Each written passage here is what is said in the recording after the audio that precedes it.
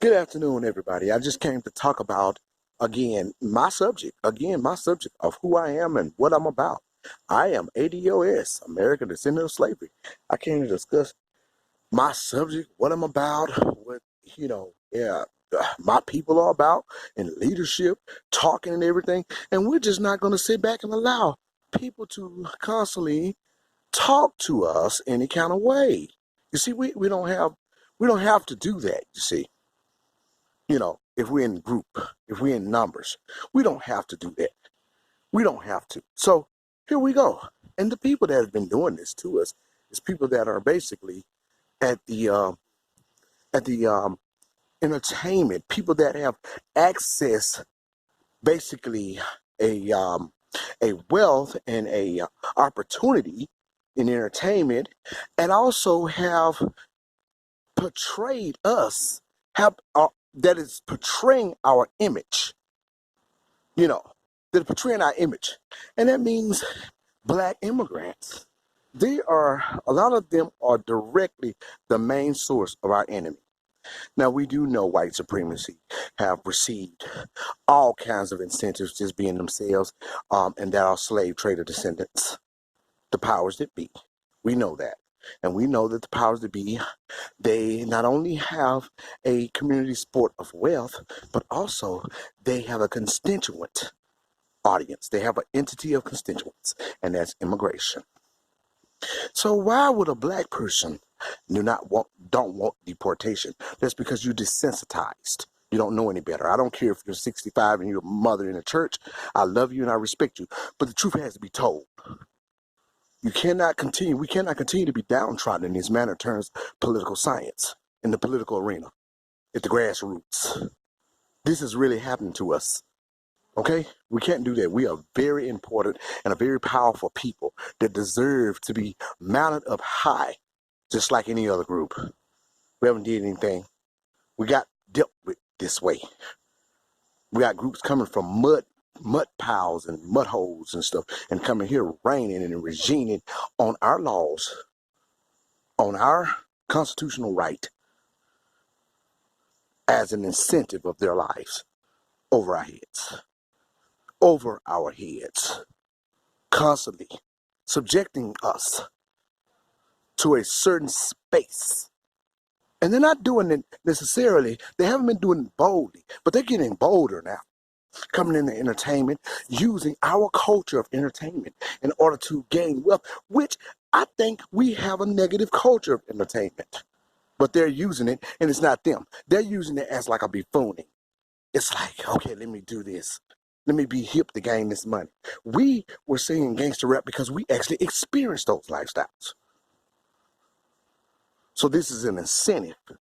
This is not the realization. This is not the actual real experience. This is not the real experience of their culture. This is not the real experience of their struggle. So this is being used, and we're patronizing it because it sounds good or it looks good because something we grasped as something for ourselves.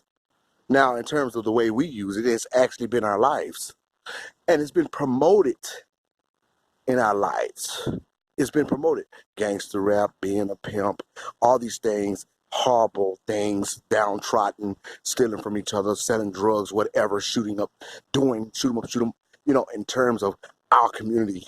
This has been something that has also been promoted by the media that we implement, that we emulate as children. Kids grew up without a father in the home because of mass incarceration and the prison pipeline.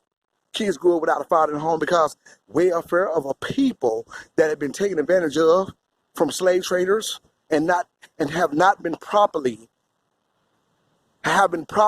dealt with in terms of their political arena, in terms of their inheritance, and money withheld from them, opportunity. So people that get welfare can't have fathers in the home. The children don't have, young men don't have fathers in the home. Mothers, young daughters don't have fathers in the home. And then they go out and they have sex and they use drugs and they emulate any kind of character that's promoted. This is what's happened to us. And the other groups coming in, they are pro-family, but they yet emulate who we are, like Cardi B. Just like Professor Black said, like Cardi B, and the rest of them as well. And even in the news media and the anchor in the political environment, whereas though they are up there representing us and they don't even know who we are. They don't have our best interests at heart. They're aliens among us. They are not us. Joy Reid, Angela Rye, they are not us. Roland Martin is an anchor baby. Barack Obama was an anchor baby. Basically, he wasn't even us. And some people may not like that, but he wasn't. He was mixed as a Nigerian, and he was mixed with the powers that be, which are Irish people, who have access whiteness. Irish. They were considered to be a people that were less than or less fortunate, but they accessed it because of the color of the skin and who they were and why they came. They jumped on the bandwagon to help promote slavery, so they were able to access whiteness, to populate and to gain power so that they can make the United States wealthy. So they came here poor to get tools. This is who Barack's ancestors were, and he looked like us. We are very unique people. Barack Obama was not the descendant of slavery. He did not eat the failure of slavery. He did not experience the huge disadvantage of a slave descendant like me and the others here that are actually educated. Some of us patenting, having ideas, other people stealing the patents. All kind of business thievery, all kind of wrongful treatment in the business camaraderie. None of that happened to him as the president, and we promoted him as president because he had a black face. That is the biggest trick in the book, what they're doing now, and I'm glad that we on board and we looking directly at it and the science of it, because this is what they are doing. This is exactly what they're doing. They're coming over here having children on the 14th Amendment. Belongs to the descendants of slavery. This is a slap in the face, and they're raising them up and becoming government agents and different things of that sort. All kinds of places. Well, give me my reparations, because we up against generational wealth. And these people are constituents to the group. And that's the white supremacy and slave traders. Now, I'll tell you right now, Donald Trump ain't your enemy. We've dealt with racism many of years in our life, as a matter of fact. Joe Biden and Clinton is worse, a lot worse, and Bush. And Barack Obama was worse. He is the one who denied reparations boldly, Barack Obama. Barack Obama is the one who actually did a lot of things that he did not expose. He was a noble speaker, and he spoke heavenly politician language. And this is why they didn't want President Trump in the office, because President Trump was not a politician. He started speaking to people in the grassroots, and he let the government become open. And now we have inserted the government with our voices. Now, we've already been talking about reparations, but now since the President Donald Trump came in, you see, we were able to talk about it even more because it's an open government, which can be dangerous because now everybody's angry and groups are getting to see through a different lens of who they really are. And the president saying, oh, we got these people in our country illegally abiding here, stealing. In millions, and they're angry now, and our eyes are open. You see, sometimes you have to agree with the enemy while you're on your way. A lot of black folks don't know that. You're running around with this dead rhetoric about a racist. Somebody's a racist. This person's a racist. That's a racist. It's a bigger picture. Learn where race came from and where the word racist came from before you start using that as a narrative. Every other group has the ability to be racist because they can access it. They have been allowed through the political arena. Race was built. America was built from race. Okay? And off race. And then it became a race. And it was won. And now they use the word racist.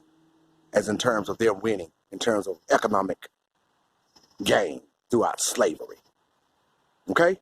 So white supremacy ain't the only somebody that we got to watch. They have constituents. And President Trump trying to get rid of them? Oh, let me tell you something. This is open government. Everybody is affected on some level. However, everything that happens inside our home, which we built as slave descendants, points directly to us and affect us in our lives. We built this country. This is our country. We are the body and the soul of this country. We have not been treated as such. But if you look it up and you look at it, we've been pushed back throughout wars and militant force. And other groups are smiling at that coming from poor countries, S-hole places. tearing us down and coming over here accessing who we are.